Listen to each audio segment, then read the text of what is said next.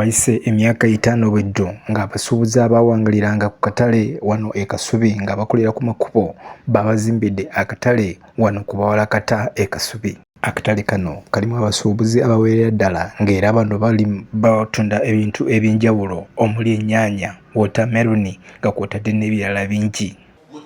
Tuyogeddeko n'abasuubuzi abakolera mu katale kano nga batubuulira ebirungi bye bakafunyeemu newankubadde ebirungi bingi wabula bafuna okusomoozebwa okutali kumu nga bwe batutegeeza. Landiroodi zaayagala za kugamba naye ku budde buno tugenda ku ssente ensaamusaamu kuba gavumenti yatulirawo nti omudaala gwa 607 kiba kitegeeza nti tuganyuddwa tuvudde mu balandiroodi kubanga tubadde tukola ku loodi zaabwe ng'oteeka mu maaso yakuwa w'okolera ate yakugereka zakola ki zaayagala kolera ezitwonoonera ebyamaguzi byaffe.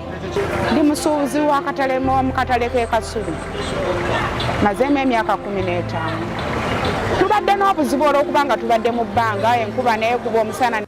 Sweet Mackenzie wamanyiddwa nga Sirwadda Makayi nga ni musajja buloka wa Bumonde ate nga nze akulya abeetisi mu katale k'e Kasubi. Tujaga ntukenyumirizzaamu wabisa ebisinga bubeera mu katale abaana nga babeera abeetisi oba ba offloaders baba babeera mu katale kulaakulana. Omwana ajja mu katale nga anoonya kukola ki kulaakulana akozesa amaanyi asobola okufuna capital oba awafuna ka capital n'afuna akadaala. Nekye twafunamu obuzibu bwe twafuna wano ebo ekifo batuzimbira tweyanze President Museveni yatuzimbira akatale kana k'e Kasubi tusasuladde n'ekikumi naye obuzibu batereka buteresi batujja kukula tereka buteresi mu kantu kaabwe kubanga sente abaana basinga omunyisereza bwe zifiiridde wano. Buli afunamu akasente ayagala atandikewo okwekolera sente zifa bufi.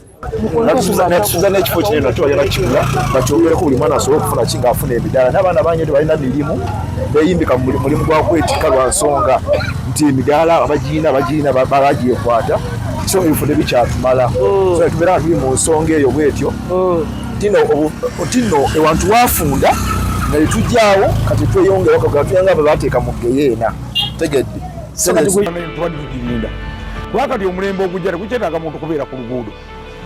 Road reserve kati bagenda kukola oluguudo lugenda kuba nga tusigazza we tukolera naye twebaza gavumenti ffe. MRU Pokopoko News nze Waso Patrick wano e Kasubi.